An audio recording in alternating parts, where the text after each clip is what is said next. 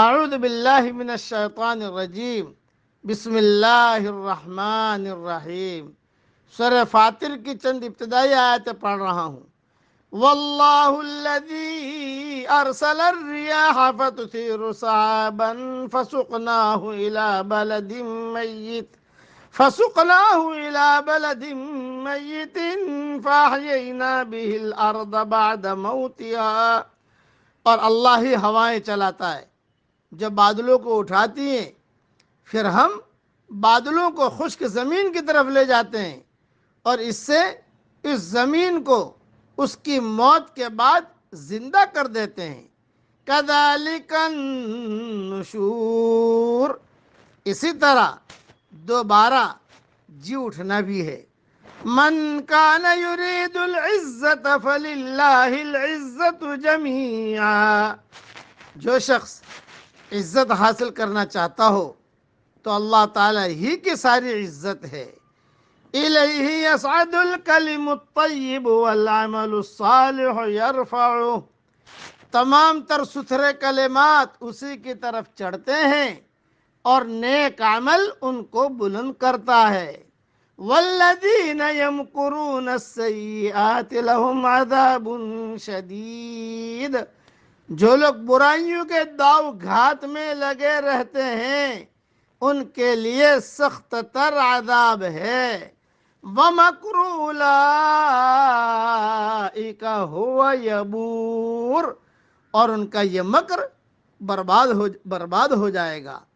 واللہ خلقکم من تراب ثم من نطفۃ ثم جعلکم ازواجا، لوگو اللہ تعالیٰ نے تمہیں مٹی سے پھر نطفہ سے پیدا کیا ہے، پھر تمہیں جوڑے جوڑے مرد و عورت بنا دیا ہے۔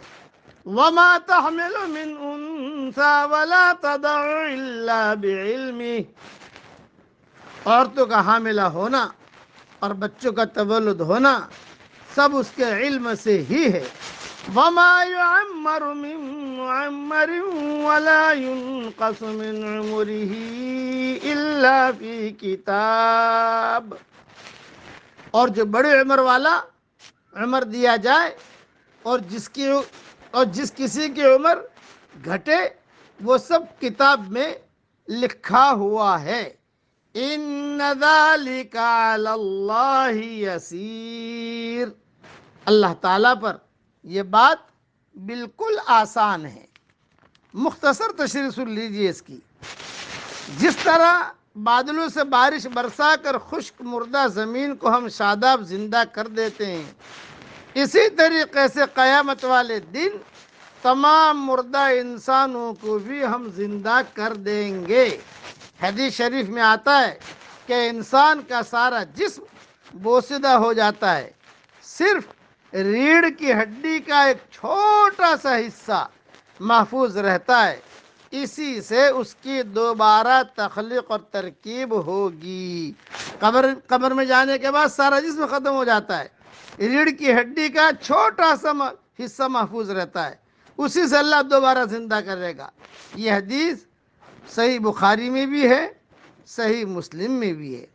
اور جو اللہ تعالی عزت یعنی جو چاہتا ہے کہ اسے دنیا اور آخرت میں عزت ملے تو وہ اللہ کی اطاعت کرے، اسے یہ مقصود حاصل ہو جائے گا، اس لیے کہ دنیا اور آخرت کا مالک اللہ ہی ہے، ساری عزتیں اسی کے پاس ہیں۔